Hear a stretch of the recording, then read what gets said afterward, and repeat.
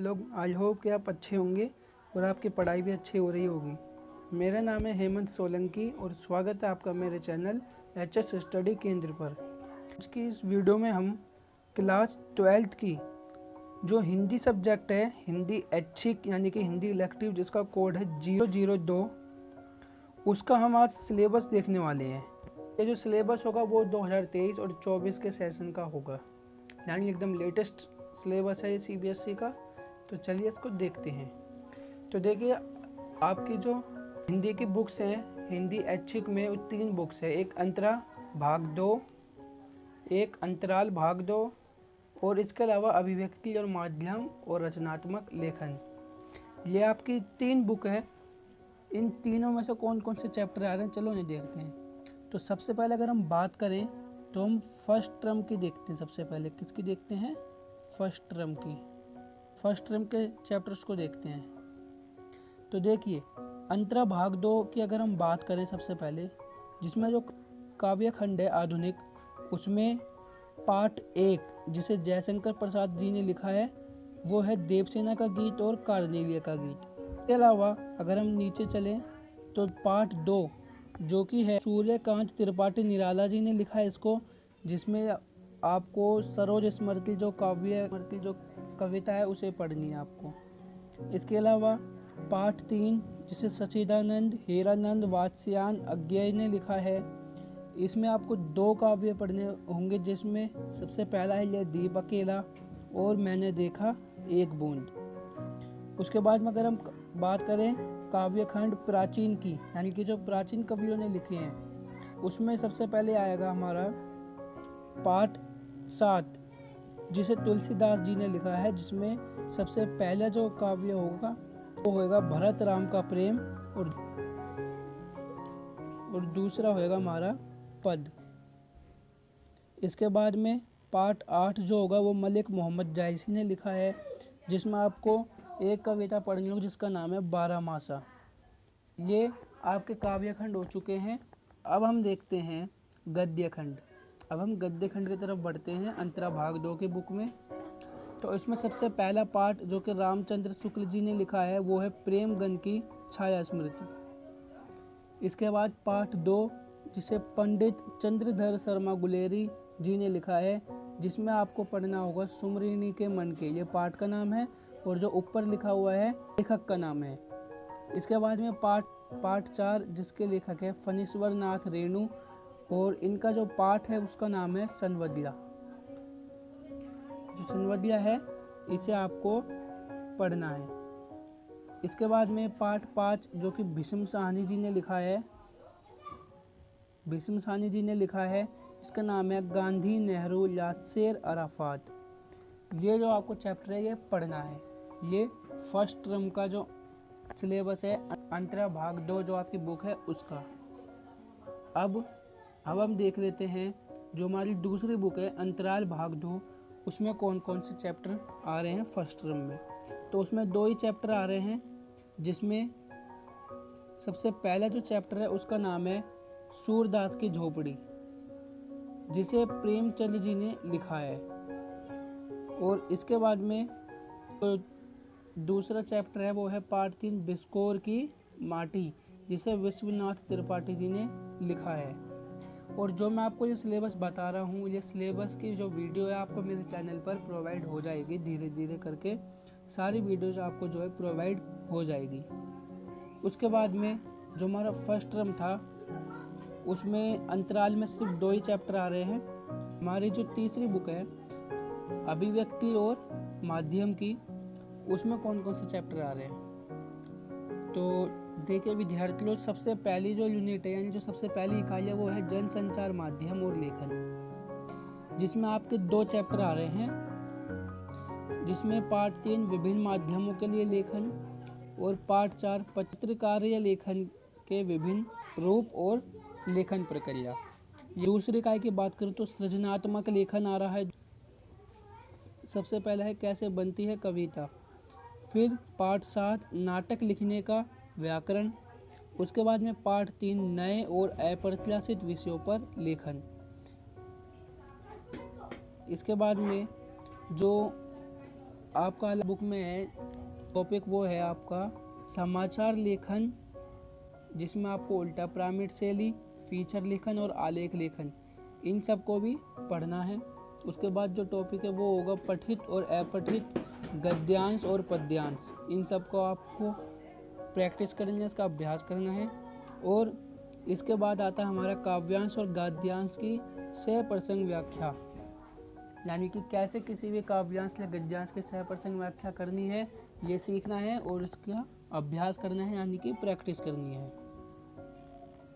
अब ये तो थे हमारे तीनों बुक के फर्स्ट टर्म के सिलेबस। एक बार मैं आपको जूम आउट कर देता हूँ, आप जो है इसकी स्क्रीनशॉट ले सकते हो।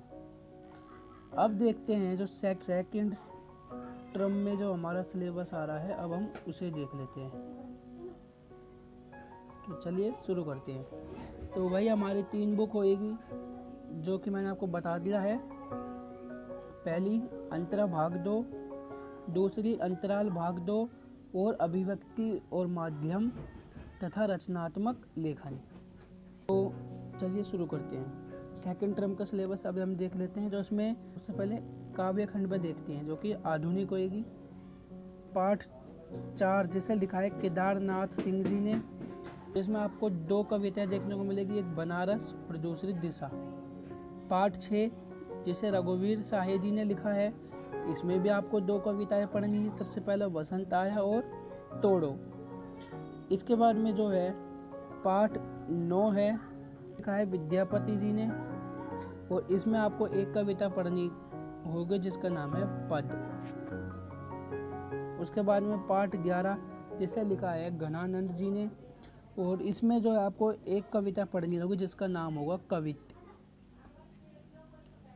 अब उसके बाद में अब देखते हैं हम गद्य खंड के बारे में कि अब हमें गद्य खंड में सेकंड टर्म में कौन कौन से सिलेबस पढ़ने हैं। तो देखिए विद्यार्थियों, उसमें आपको पाठ 6 पढ़ना है जिसे लिखा है असगर वजहात ने।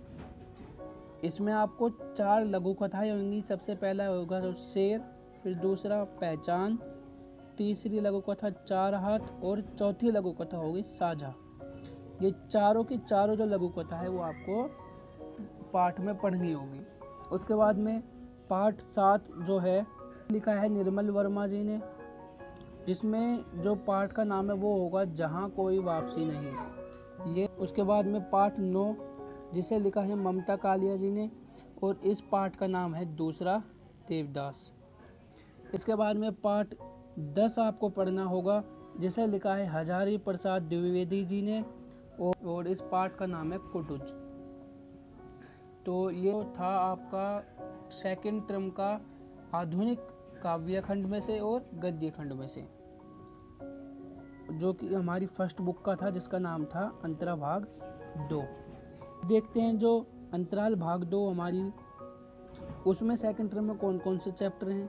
तो उसमें पाठ 4 है अपना मालवा खाओ उजाड़ू सभ्यता, जिसे लिखा है प्रभास जोशी जी ने।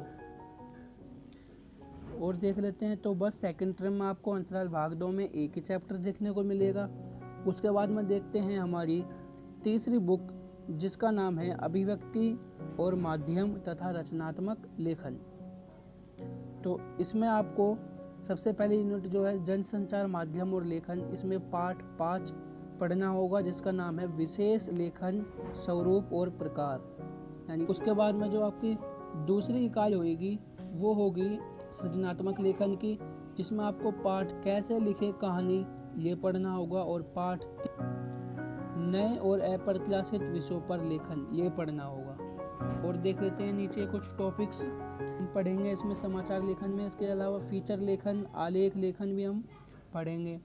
पठित और अपठित गद्यांश पद्यांश इनका अभ्यास करेंगे, और काव्यांश और गद्यांश की सहप्रसंग व्याख्या का भी अभ्यास करेंगे।